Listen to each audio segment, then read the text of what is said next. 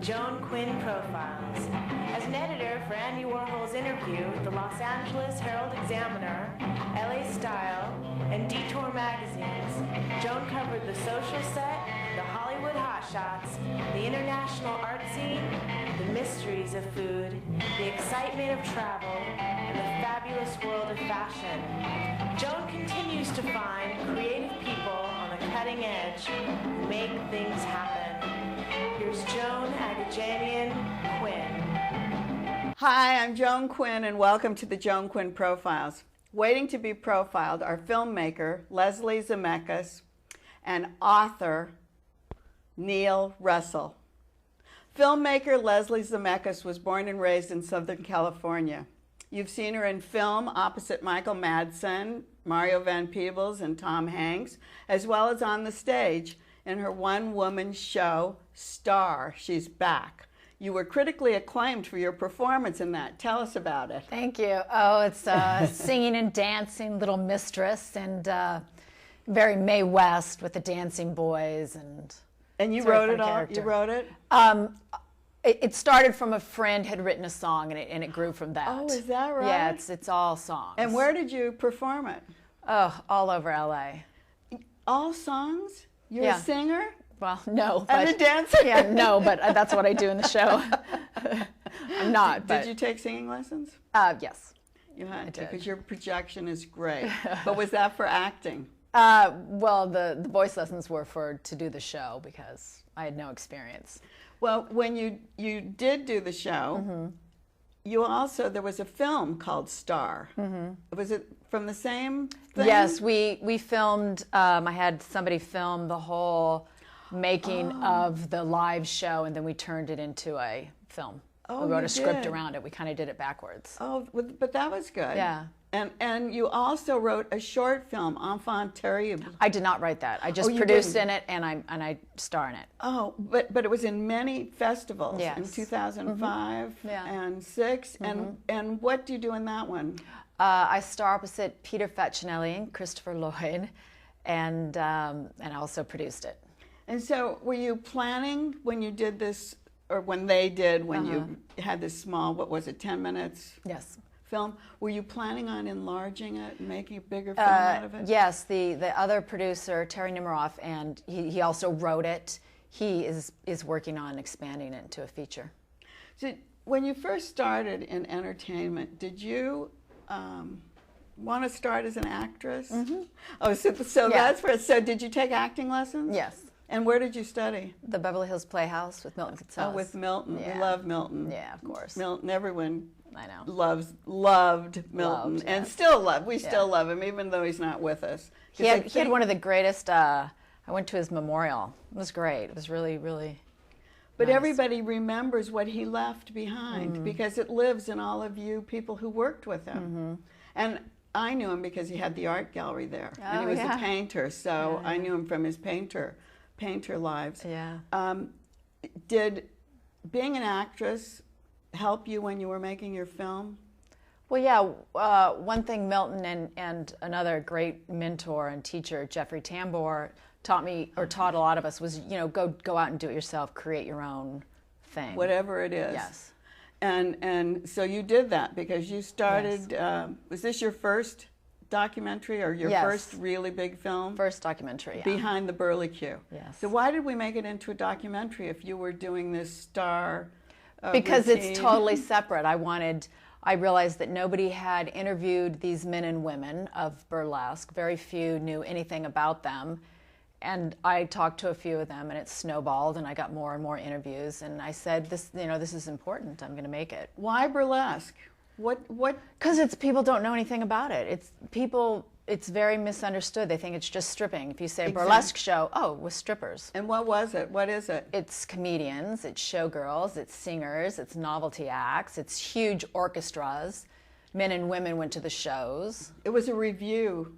In a way, wasn't it? And then they must have started just changing that language as burlesque took on a different aura, I guess. But it's also all our comedy comes from that. All these the Carol Burnett show, everything was an element of burlesque. Johnny Carson used to have little Those skits. vignettes, That's yeah. all from burlesque. It's all burlesque, Yeah. isn't it? But we don't know that under the term burlesque. We always look at it as variety show. What form does Behind the Burlicue take? Just interviews? It's interviews and old footage. And where'd you get the old footage? Everywhere. They, some of the performers had some. I also interviewed theater owners or their family. Actually, they aren't still alive, and they found big cans of film that they gave me. But were any of those theaters still open? No.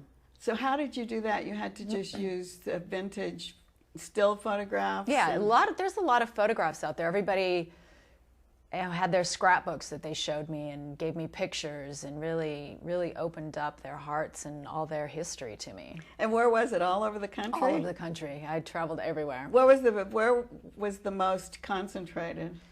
There's a lot in the South. There's a lot in Florida, a lot in New York. You wouldn't think the South. Yeah, but you know, The people. theaters?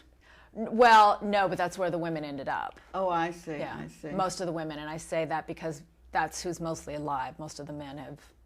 I see. died. But as far as theaters, where were the theaters? Yeah, that was New York, New Jersey. That's where you would Yeah, think the the East Coast, Eastern, yeah. Chicago. Yeah, absolutely. Yeah, that's what I think. So it takes the form of interviews and old footage, but you have a narrator. I don't have a narrator. Alan Alda, what does he do? He talks about his father. Oh, he's just one of the interviews. Yes, his father was a singer and a straight man. And what did he say about his father? Well, he loved his father, but he was left behind quite a bit because of the act that his father did, and they were always on the road. I mean, so many kids were left behind. And was he influenced by what his father had done Yeah, to go into his absolutely. acting career? I think because he was raised on the weekends, the burlesque performers would come over and entertain each other at his father's house. And he put his father in MASH, and they did kind of a burlesque type scene. Oh, that's interesting. So his father continued to act, I guess, Yes, for a absolutely. long time. You drew on journalists too, on their experiences. How did you find them, and what was that? God, I don't remember how I found them. I mean, we filmed probably over 100 hours and talked to maybe 50 or so people. And I know I wrote it someplace where all the threads came from, but I would talk to one person and they would say, you have to talk to this person. Or now you can go on the internet, and I would just Google everything and read everything. But were there a lot of stories written about the burlesque, about there actually the was. shows? There's a lot of newspaper stuff. That's what I that was in there. wondered, Yeah. So I just researched the old newspapers. And then continuing your research, how did you arrange the interviews? How did you get to go to these people and say, I need you to talk? I called them and said what I wanted to do, and sometimes I would have to call them for 6 months. Is and that right? Write them and beg them, and Did some they didn't think wanna you were talk. legitimate? Or were they worried about that? They were worried about that. And after I talked to some, and then they told other people, it was easier. And when I said, I've interviewed these 5 people, it got easier and easier. I wondered what that was, because you always need like the stepping stone to Yeah. where you're going. How long did it take you to finish it? You said it took months sometimes to get to one person. Yeah, well, we started our first interview in, I think, May 2006. And I think we started editing the end of 2008 or 2009. So that wasn't too bad. Yeah. No, and it wasn't full time. I mean, You were working in between? Yeah, and stuff was going on. And so by 2010, it It's was done. ready? It was Yeah. ready? Done, Was it done, a done. big or a small budget? Or I just don't know. I couldn't Usually tell you. I like to independent- think it was small, but Usually independent films work on a shoestring. yeah, That's what it I says. tried. Is that how you yes, tried? I tried. Small crew, we tried. As we went through, and as I looked at the DVD, there were a lot of names mentioned, dancers, and some were well known to me, like Tempest Storm and Blaze Star, but some weren't. Lorraine Lee, I'd never heard of her. Yeah, no, and that's really what I wanted the documentary to be about. I didn't want it to be just the stars that maybe people knew. I wanted to find all the people who worked in it for years and years and for weeks and weeks, but never got the recognition. But who is she, Lorraine Lee? She was a stripper. She was? Yeah. But she had a different connection. Did she have other people working in Her husband was a comedian, which a lot of them, that's how it was. A lot of strippers married the comedians, and they went on the road together. So they kept the family together. Yeah. What about Tempest Storm? Where did you find Lorraine Lee? I found her in Vegas. That's not where she was living, but I sponsored a reunion of a bunch of burlesque people, and that's where it started from. They all met in Vegas. Yeah. So did they all know each other? No, not at all. They didn't? No. Some had heard names of each other and said, "Oh, we finally meet." Because if you were the star of the show, you weren't ever on with another star of the show. They would follow the circuit. Theater after theater. So sometimes you would never meet them. Yeah. You were the only one on stage. So Tempest Storm, what was her? Everyone had a little shtick too, didn't they? No, they didn't. They didn't? No. Like Betty Rowland, who's one of the more famous from the 30s, who's still alive. She's 94. She said, "I was never a strip teaser. I didn't tease. I just went on and stripped as fast as I could." Oh, is that right? Yeah. She goes, "No, so I was not a tease." Yeah. That was her thing. Yeah. What about Tempest Storm? You know, she didn't really have a thing per se. And Blaze Starr? She had all kinds of acts. She would come out on a couch and she'd light it on fire, and she'd have candles on fire and lean over, and it was like her breasts were blowing out the candles. I mean, a lot of them came up with clever things. but they would have to get that to draw their audience over and over. Taffy O'Neill. Yeah, beautiful woman, beautiful. But she was another one that worked all the time but wasn't a big, well-known star. And she didn't have an act per se. Just a beautiful woman. That's what was so interesting about it. There was one other person, Ann Corio. And what did she do? She was one of the most famous. She would say, and actually her and Gypsy both said it. Gypsy Rose Lee, at the end of their act, "Oh, I can't take that off. I'll catch cold." Oh, and they didn't really go down that far. I see. And let's finish, because we're at the end of our Behind the Burly Q talk. How did Disney get involved? And let's end with Tinkerbell. Well, Disney got involved because the first Tinkerbell, Disney found doing a show, and he asked her if she would be Tinkerbell. At 70 years old, she was very strong. She was very athletic. Was she a dancer? She was a dancer. And she had worked in the circus. And she had done a lot, the Cooch shows. And she worked all the time. And so she was the first Tinkerbell, flying across the castle. And you have her. Yeah, I do. Thank you so much, Leslie, for being with us today. Thank you. And don't go away. We'll be right back with author Neil Russell.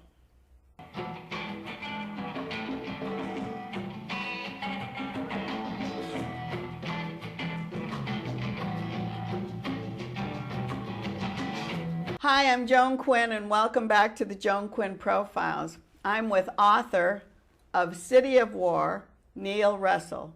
Neil was born and raised in Ohio and graduated from Parsons College with a business degree. Then he went on to pursue his dream as a jet pilot, but because of a heart murmur, he didn't get to fly. But the good part of that is it led to a noble decision for him to work with handicapped children before starting a career in entertainment. But maybe entertainment is for handicapped children too. I don't know. He was at Paramount, Columbia, MGM, and United Artists. And Neil started his own production company, Orbis, which was acquired by Carolco. And you had a special love for Carolco, didn't you? There was this attachment that happened. Well, when I joined Carolco, there really wasn't anything but a bunch of empty desks, and we arrived. They acquired our company. Orbis. That's Orbis, what they. Yeah. Oh, they acquired you. They acquired I see. Orbis, and my partners were all in New York. I was in L.A. And we moved into the Sunset Boulevard offices. There were probably 10 people total, and it was time to make some big action movies, and it was an exciting time. You did make those big action movies. Were you a part of all of those? Rambo 2 was the financial fulcrum by which they went public and became a big company, a mini major. And it was the Rambo 2 money and then going public that gave them the money to go on and do all the things that they did from that point. So we did Total Recall and obviously Terminator 2, a whole series of Rambo 3. We did a whole series of action pictures. We were known for the big action and spending a lot of money on our pictures. It was a great company. It was a terrific company. Is it still in business? No, Carolco went bad in the early to mid 90s. It started to go bad. But it was really well known and had a great reputation. And Pretty where much. did that word come from? Carolco was an off-the-shelf company name from a Netherlands Antilles lawyer. Okay, you go down there and you want a corporation. They got All these names. Somebody had a name. Somebody had a daughter named Carolco. They put Carol. They put a co on the end of Right. it, and we bought Carolco. That's what I figured, but it was nobody in the company. It was was nobody in just the company. I see. And over the years, people have called it Coralco, but it was Carolco. Carolco, like Carol Company. Here you were. You got out of college, and you wanted to fly, Right. and you couldn't fly. Why did you want to fly so badly? You grow up as a kid, with airplanes, and you're building them, and you're reading about them, and it seemed like a really glamorous, exciting thing to do. And But there were no flyers in your family. no, my father was owned theaters. Was a theater owner. That's what I was going to. Yeah, my father was a theater owner. My mother was a bank executive, and I'm looking to get out of town. I see. So up in the air. As far as I could go, as fast as I could go, and it seemed like an exciting thing to do, and I really, really wanted to do it. But the theater company, owning theaters, Right. You must have gone to movies all the time. And did you have a love for film entertainment at that time? It was the only thing I really knew because I saw every movie that was made. Yeah, with me. Everything. And free. And free. And I saw all the competitors' movies. I saw everything because I just would go with my father and I just would watch movies. Oh, because you could just go all the screenings I could to go anywhere. sell The screenings, I went to theaters. Right. And we had theaters in small towns, a lot of coal towns. My father was a Hollywood guy for coal miners. We had little towns. He was like the celebrity to the coal miner. Yeah, so when he'd roll into town in a big car with me, That's and great. they loved him, and it was a really kind of an exciting time. And then I came along, and a quick aside, the night I was born, before I was to be born, my mother's lying in the hospital pregnant, and my father, Desi Arnaz, was appearing on one of my father's theaters with his band. You mean actually Actually live? appearing. And my father was a bon vivant, a very handsome man. Always wore a tuxedo. Best restaurants. Lived in a hotel. It was a big, he was a very fancy guy. Drove big cars. And he and Desi arrived after spending all night out drinking and partying. Arrived at the hospital where my mother is lying, ready to give birth that morning. No air conditioning in August in a Catholic hospital, and naturally every nun for 1,000 miles, the Monsignor, everybody had to come out to see Desi and my father tap dance up and down the hospital house while my mother's lying there waiting for the... They'll never let Neil wait. We have a show to watch. My mother never forgave him. It sounds like that sounds like a movie. That sounds like And then a Desi movie. announced my birth from the stage that night. Oh, he did? Yeah. And Oh, that's so great. Well, we see that you have this kind of entertainment background, or you've been associated with it, but you went into teaching as a first job. Right. That was kind of, I said noble, and it seems like it was really a calling for you. Well, I wanted to do something. It was the height of Vietnam. I'd expected to be a pilot, and I wasn't going to be. And so it was something to do that I thought was, today the term is giving back. I don't think of it in those terms. You wanted to do something that you thought was valuable. And I was good with kids, and so I worked with them for a couple, almost 2.5 years. I worked with handicapped children, teaching them and spending time trying to, just helping. Where was that? Oh, that was also in Ohio. Oh, it was in Ohio. Right. Well, you finished that, and you got into show business, and you Right. started with studios. What was your first job? I was a booker for Paramount Pictures. Oh, a booker. Well, that was good. It wasn't $150 starting, bucks a week and all the film I could eat. but it wasn't at the bottom of the. That's pretty far down. Is it? The distribution exec, in the distribution side of the business, booker is pretty, Is it still? Yeah, I booked the Indianapolis territory. Well, but you knew how to do that. You came from Ohio. I knew that the cardinal sin was to have a dark screen. And whatever you had to do, you had to get a picture, you had to get film on the screen. And sometimes that was very complicated, getting a print from one small town to another small town. Oh, you had to worry about that. Yeah. So as you moved up the studio hierarchy from one studio to the other, you were moving up, I'm sure. I was. I was very fortunate. I hit a seam. A couple of people liked me, and they took me through the system really fast. I see. So you had a mentor. I had two.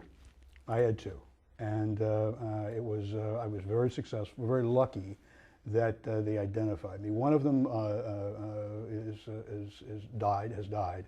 He was general sales manager for Columbia Pictures. His name was Jules Livingston, one of the premier showmen of all time, a real delight, world-class bridge player, a terrific guy. So you're lucky. That's lucky, isn't it, when somebody looks after you like that? It was. He did look out after me. And the other guy that looked out after me was Frank Yablans.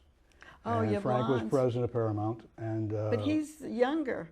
Frank was, Frank was 32, I believe, at the time. And what were you? Must have been the same, or a little younger. I was 24, I believe. Oh, so he was. And Frank had become president very fast of Paramount, and he was a killer. He was one of the toughest men I ever met in my life. Man, he didn't give anybody any let up. He buried you every chance you got, but you learned in a hurry. It was like the Marine Corps.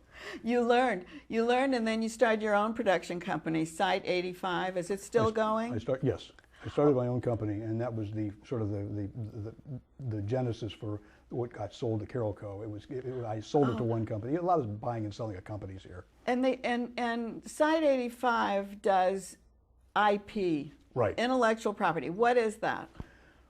We create and acquire intellectual properties, whether it be a script or an idea or whatever else from either. Is an idea intellectual property? Sure. If it's written down and someone takes the time to copyright it, absolutely is. And then we try to find ways to move that into the marketplace, whether it be publishing. We've had the best-selling book. We've had video games. We had motion pictures. We have television series. Things that grow out of somebody's creativity, somebody's imagination. So have you been writing over all these years yourself? I mean, were you a frustrated author and you finally wrote this City of War? I was never a frustrated author. I wrote a book when I was in college, I wrote a book about a terminated love affair, which we all have in college. And it was dreadful. It was just dreadful, but at least I got the emotions out. But I know I never tried to sell anything as a writer.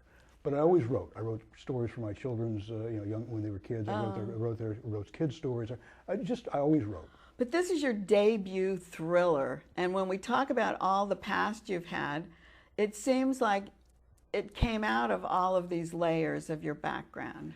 It did. When you're in the entertainment business, you get an opportunity to meet a lot of people, and Hollywood always gets their phone call returned. So, you dine with presidents, you meet all kinds of people, and they always want to show you what they're doing. Hey, come here. Because they don't see you as a threat. Whether it's a national security thing or whether somebody telling you a secret over dinner about something, they don't perceive you because you're showbiz. And somebody showed me something in Washington, D.C. that I saw it and my eyes popped out of my head. And I couldn't believe I was there. I couldn't believe who had taken me there.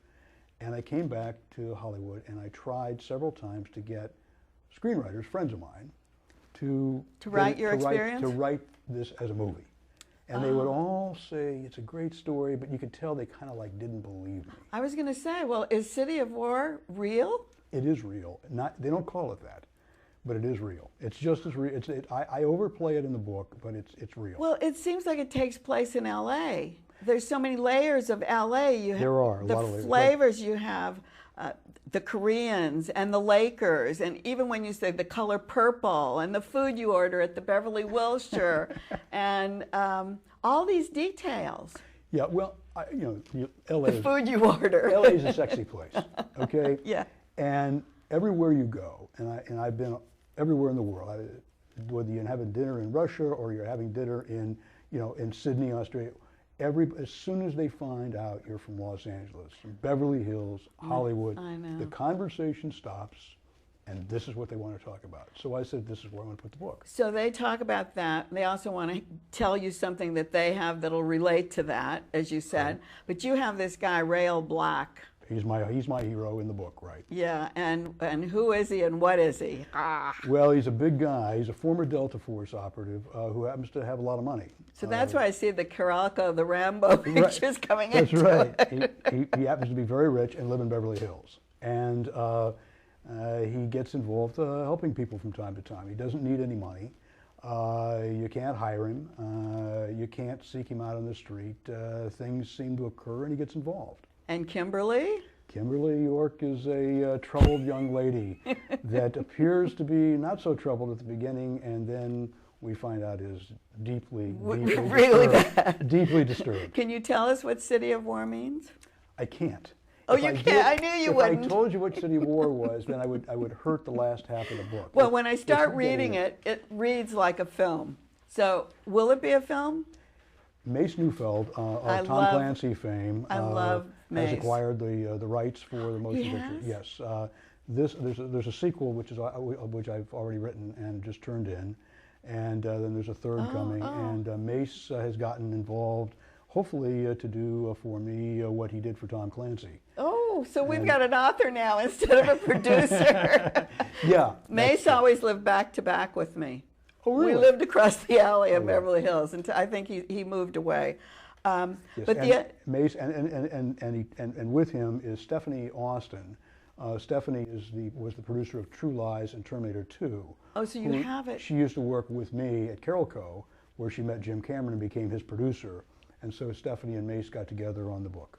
Well, before we leave, have you cast Rael and Kimberly in your mind? In my mind, I did not when I was writing him, because I don't believe I could have really cast him with a name that would have kept it going, because he's a pretty different kind of guy. So and also, you don't quite know what's going to happen when you get to the movie side, so you have to be flexible.